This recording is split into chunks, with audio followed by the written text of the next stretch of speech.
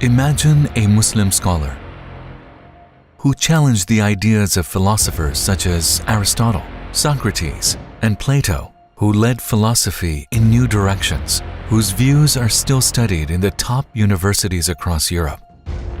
A great man who has marked an era in history. Hujjatul Islam, Abu Hamid Muhammad al-Ghazali. What would you think if I were to tell you that a bandit who robbed him caused this great scholar to acquire such vast knowledge?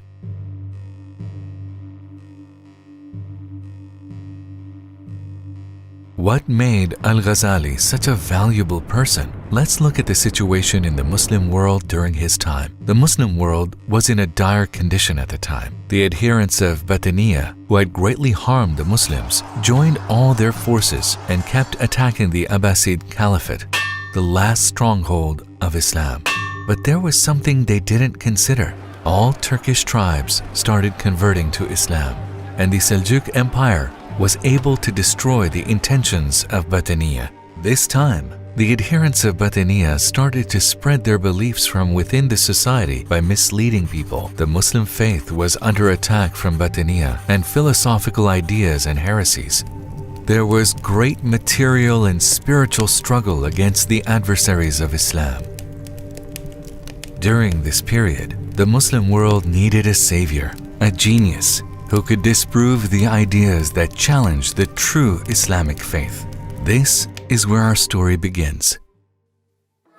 Al-Ghazali was born in a city called Tus in Iran. He went to the city of Gorgan for an education. After 5 years of intensive education, he took to the road with his friends to return to his place of birth.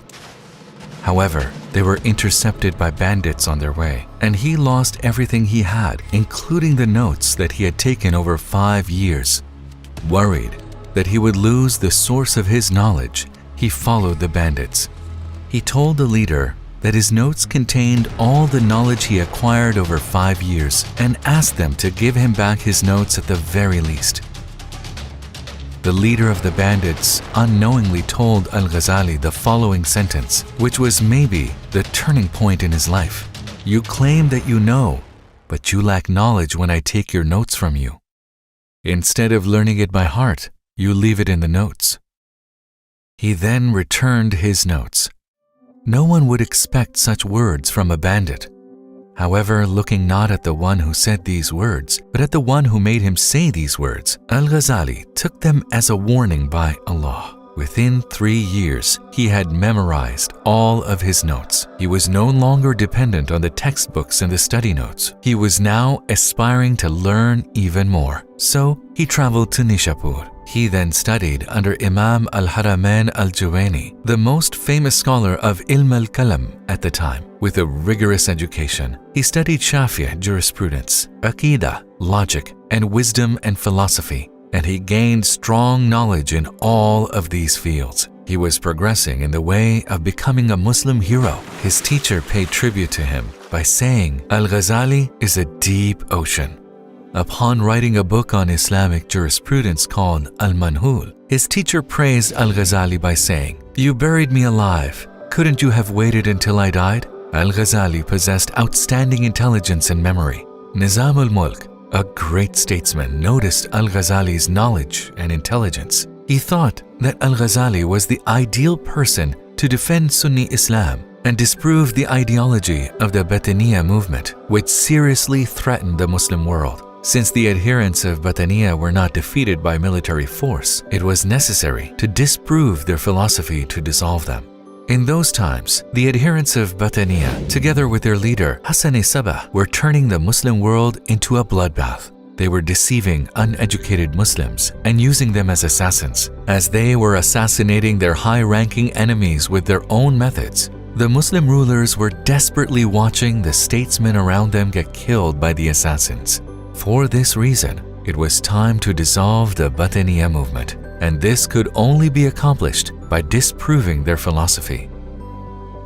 Nizam al-Mulk invited al-Ghazali to Baghdad for this purpose. Baghdad was one of the most populated cities in the world at the time. It was also one of the leading scientific cities. Here, al-Ghazali was appointed as the head teacher at Al-Nizamiya, of Baghdad, which is considered one of the earliest higher education institutions in the world. He was appointed as the university president in today's terms. Al-Ghazali was teaching about 300 students here. He also learnt Greek, conducted studies on philosophy, and began analyzing the ideological base of Batiniya. During his long-lasting studies, he noticed that there were imperfections in the ideas of philosophers such as Aristotle, Socrates, and Plato. He also noticed that there were philosophers who were using Greek philosophy to corrupt the Islamic faith.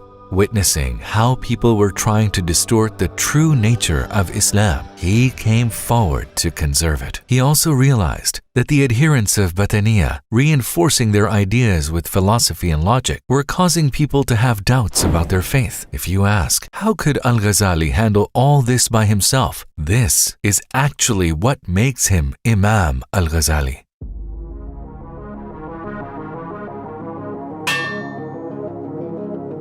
Imam Al-Ghazali certainly had a plan after all these detailed studies and analyses. He wrote a book called Maqasid al-Falasifa, Aims of the Philosophers, which explained the purpose of philosophy in detail, and he also praised it. This way, he is better known and also liked by philosophers, acknowledging that nobody else would be able to point out such detailed and accurate information about philosophy. Al-Ghazali was viewed as a competent philosopher.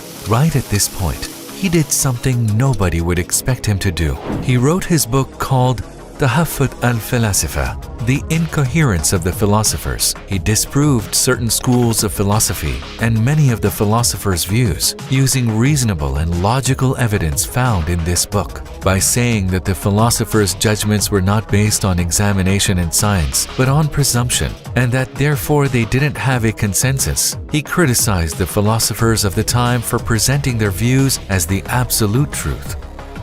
Since Al-Ghazali used a philosophical method to challenge the philosophers, he is known as the one who struck philosophy with philosophy itself. In fact, his purpose was to show that in certain matters related to religion and metaphysics, religion has the right to claim the truth and not philosophy. Tahaffut al-Falasifa, which opened a new chapter in the discussion of the relationship between religion and philosophy, is considered to be among the masterpieces of world philosophy. It also helped to preserve the culture of philosophical discussion within the community of scholars and intellectuals. While Imam al-Ghazali was working on such serious matters, Hassani Sabah, the leader of the Batiniya movement at the time, declared himself to be infallible, sinless, and someone who could not be questioned for his actions. So, he declared himself to be an innocent imam. The arguments of Batiniya, such as the source of the true knowledge as the innocent imam and the acquisition of that knowledge depending on his will, are disproved by Imam al-Ghazali in his book called Fadaih al-Batiniya, The Infamies of Batiniya. So, he clarified the Islamic doctrine by eliminating the superstitions and heresies that emerged with the influence of certain groups outside of Sunni Islam, as well as Greek philosophy. After all this, the Muslims had to come together. For this reason, with the guidance of the Quran and the Sunnah, Imam al-Ghazali wrote his book, Ihya Ulum al-Din, the revival of the religious sciences, which served as a reconstruction project for the Muslim nation.